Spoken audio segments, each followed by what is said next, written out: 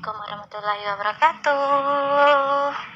Tapi sebelumnya, tetap jangan lupa like, comment, share, and subscribe ke akun YouTube aku ya. Pak Harjo, Rengganis, Albiruni, dan juga kedua anaknya hari ini terbang ke Bandung. Di dalam pesawat, Ayubi dan Asifa sangat pintar. Mereka berdua tidak menangis atau rewel. Sesampainya di Bandung, mereka dijemput Raka. Raka begitu senang bertemu dengan keluarganya, apalagi Ayubi dan Asifa. Raka bersalaman dengan bapak dan juga kakaknya. Kemudian mereka berpelukan. Raka lalu menggendong Ayubi. Ayubi begitu senang bertemu dengan om gantengnya itu. Mereka semua bergegas ke rumah Pak Raffi. Pak Raffi dan Bu Ratna menyambut mereka dengan senang. Bu Ratna berulang kali menciumi Rengganis karena sangat rindu. Mereka dipersilakan untuk istirahat. Sebelumnya mereka makan bersama terlebih dahulu. Sore harinya mereka berkumpul di ruang TV yang merangkap juga sebagai ruang keluarga. Pak D mulai membicarakan masalah perjodohannya dengan anak gadis teman Pak D. Bagaimana Raka? Raka terdiam. Raka? Hah?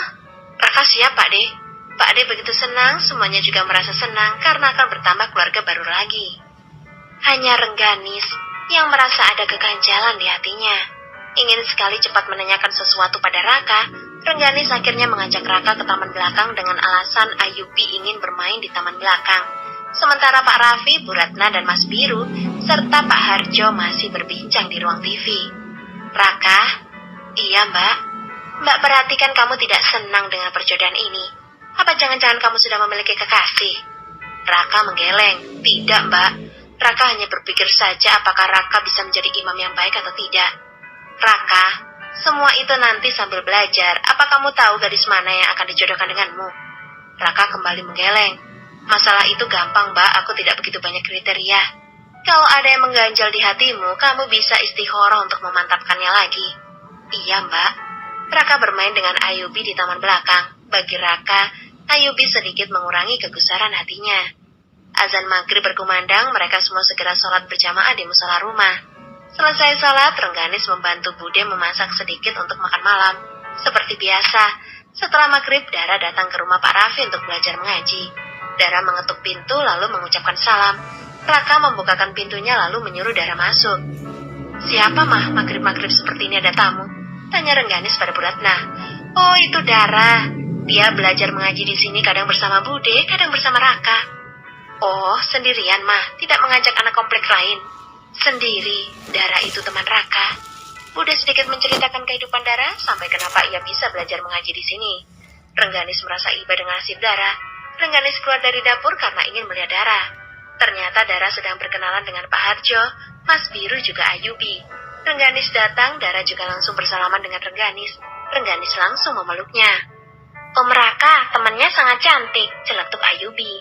Ayubi memegangi tangan Dara, Dara langsung menggendongnya dengan penuh kasih sayang. Tante cantik mau tidak jadi pacar Ayubi? Rengganis begitu terkejut dengan ucapan Ayubi. Ayubi, tidak boleh bicara seperti itu. Siapa yang mengajarkan seperti itu? Itu Sheryl, mah. Teman sekolah Ayubi suka berbicara seperti itu. Sheryl selalu memaksa Ayubi jadi pacarnya. Katanya Ayubi ganteng, jadi Sheryl sayang. Tante Dara cantik, mah. Ayubi sayang Tante Dara.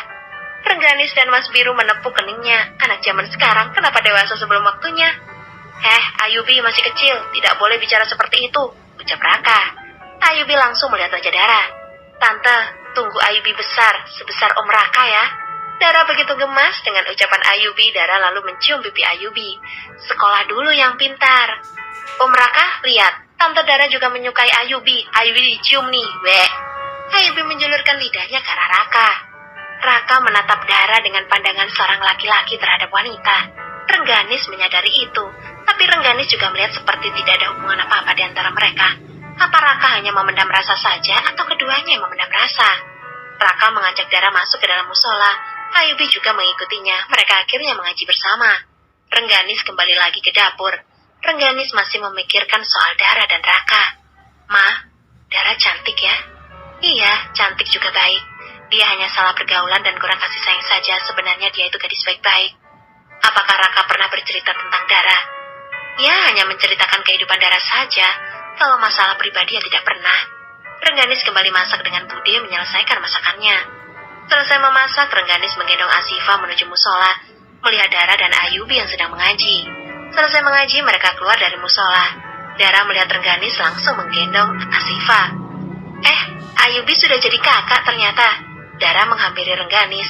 Rengganis mengajak Dara ke ruang TV. Dara meminta Rengganis menggendong Asifah.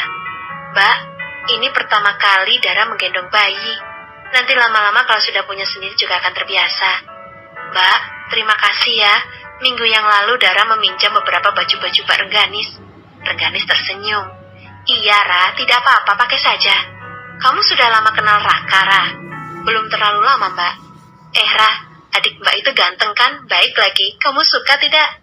Rengganis sedang memancing Dara agar lebih tahu sejauh apa perasaan mereka berdua. Dara tersenyum. Siapa sih yang tidak menyukai Raka? Di kampus saja banyak yang mendambanya, Mbak. Kamu juga salah satunya. Dara kembali tersenyum. Dara bukan tipe Raka, Mbak.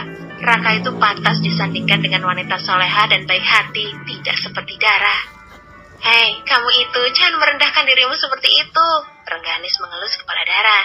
Rengganis sedikit mengerti, sepertinya Dara dan Raka hanya saling mengagumi. Susah sekali memastikan kekaguman mereka sudah sampai hati atau belum. Ayubi datang menghampiri Dara yang sedang menggendong Asifah dengan pembukuannya. Raka juga datang lalu duduk di sebelah Dara. Ayubi minta duduk juga di pangkuan Raka. Tante Dara dan Om seperti Mama dan Papa Ayubi. Raka menatap Dara, Dara juga menatap Raka. Mereka berdua saling melempar senyuman. Kamu ini ya, pandai sekali meledek, ucap Raka. Bude memanggil semuanya untuk makan malam terlebih dahulu. Dara yang ingin berpamitan dicegah oleh Bude agar ikut makan bersama. Raka duduk di sebelah Dara. Raka meminta Dara mengambilkan makanan untuknya tanpa canggung. Raka ini, kenapa nyuruh gue sih? Kan malu jadi dilihatin, banti Dara. Ra, aku mau lauk yang itu. Raka menunjuk sayur capcay bakso. Rengganis terus saja memperhatikan tingkah adiknya itu telah jelas menyukai Dara. Ayubi juga sama manjanya. Ia meminta disuapi oleh Dara. Tante cantik, suapi Ayubi ya. Ayubi di sini tidak lama. Dara tersenyum, ia mengabulkan permintaan Ayubi. Sambil makan, sambil menyuapi Ayubi. Selesai makan malam, Rengganis membawa Dara ke taman belakang bersama Raka. Rengganis begitu gemas dengan tingkah Raka dan Dara.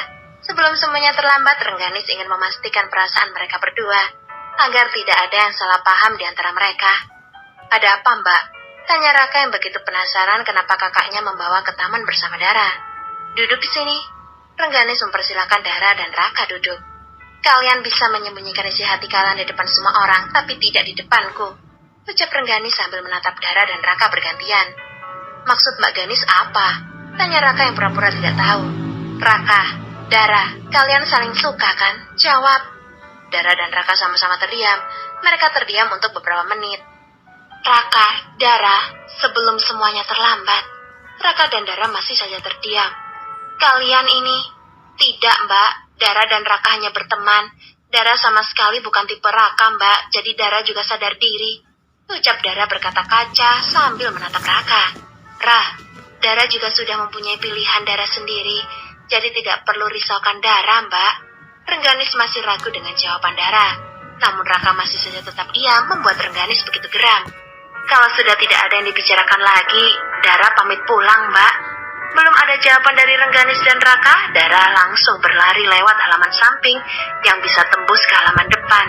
Raka langsung mengejarnya. Raka berusaha meraih tangan Dara, namun selalu Dara tepis. Apa sih? Kenapa kamu bicara seperti itu? Dara menghentikan langkahnya. Terus gue harus apa? Lo laki-laki tapi tetap diam. Terus gue harus bilang duluan kalau gue suka lo. Kak, walaupun gue seperti ini tapi gue masih punya harga diri. Gue gak mau bilang gue suka lo tapi ternyata lo gak suka gue. Mau ditaruh di mana muka gue? Gue gak mau kita canggung. Gue mau kita seperti biasa. Dara kembali berjalan keluar. Siapa bilang aku tidak menyukaimu? Dara kembali menghentikan langkahnya lalu berbalik melihat ke arah Raka. Lo sekarang bilang gini, kenapa tadi pas kakak lo nanyain lo diam aja? Lo takut? Lo laki-laki? Dara mengarahkan telunjuknya ke dada Raka. Sudahlah, semua sudah terjadi. Lupakan saja perasaan masing-masing. Gue gak mau kita canggung. Anggap saja kejadian ini gak pernah ada, sambung Dara. Dara langsung berlari lalu masuk ke dalam mobilnya. Sementara Raka masih terdiam di tempatnya, ia merasa bersalah dengan dirinya sendiri. Tapi Raka juga mempunyai alasan tersendiri yang tidak bisa diungkapkan di depan Dara. Dara memegangi dadanya. Rasanya remuk redam. Dara meneteskan air mata. Ya Allah, apa gue tidak berhak bahagia? Apa gue tidak berhak dicintai? Dara segera menyalakan mesin mobilnya, lalu kembali ke rumahnya. Raka kembali lagi ke tempat Mbak Rengganis duduk. Mbak Rengganis melihat ke arah Raka dengan sorot mata yang begitu tajam. Bagaimana? Menyesal sekarang? Bukan seperti itu, Mbak. Lalu seperti apa? Jelaskan, Raka. Raka menjelaskan pada Rengganis, ia merasa berutang budi pada Pak D-nya. Ia tidak ingin mengecewakan Pak D-nya dengan menolak perjodohan yang telah direncanakan Pak D-nya. Apalagi Pak D-nya selama ini begitu baik padanya.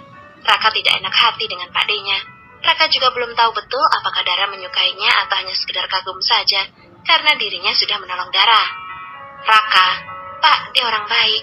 Beliau tidak butuh dibalas jasanya. Kamu saja yang terlalu ketakutan dan berpikir macam-macam, ucap Rengganis. Ya sudahlah Mbak, semuanya sudah terlambat.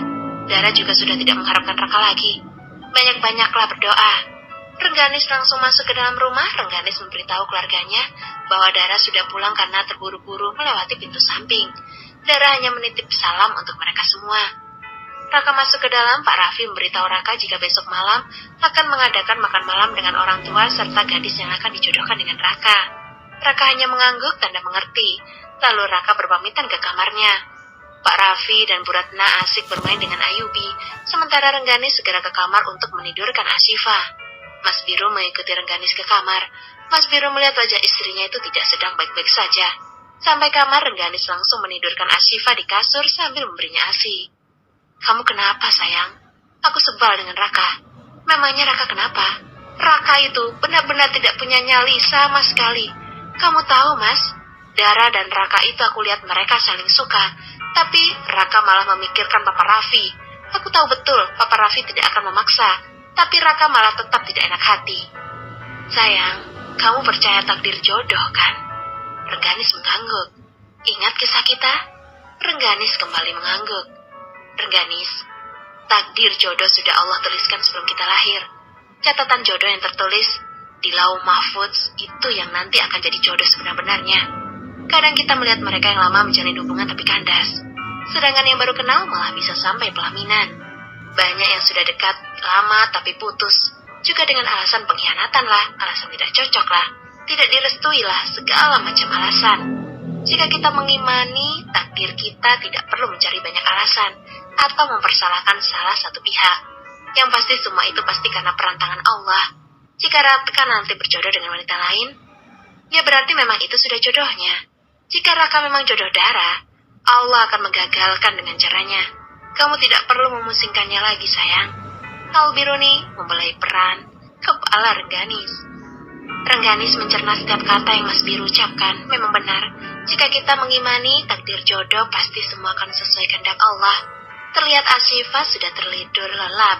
Rengganis selalu bangun, ia duduk sambil bergelayut manja di dada Mas Biru. Mas, Raka adikku satu-satunya. Ibu sudah tidak ada, jadi akulah yang akan menjadi pengganti ibu baginya. Aku takut Raka tidak bahagia. Mas Biru mengusap kepala Rengganis. Iya, Mas tahu.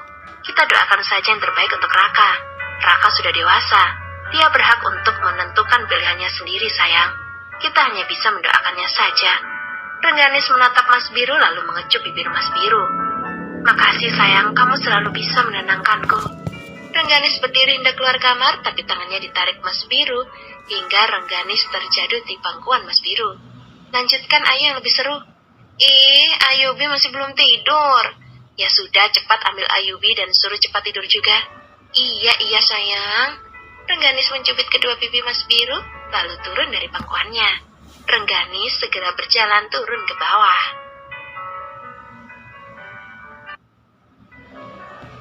Percayalah, aku masih perawan. Karya author Santi Isnawan, episode ke-28, dosen baru. Selamat mendengarkan. Pagi harinya Dara sudah bersiap ke kampus. Kali ini ia beranikan diri menggunakan mobilnya. Dara mengendarainya dengan pelan. Sesampainya di kampus, Dara berjalan menuju kelasnya. Kali ini tidak ada lagi yang membulinya, mungkin mereka sudah lelah.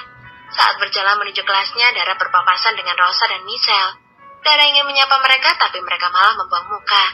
Dara masih bersabar, ia sudah bertekad untuk menjadi seseorang yang lebih baik. Lebih baik kehilangan sahabat daripada kehilangan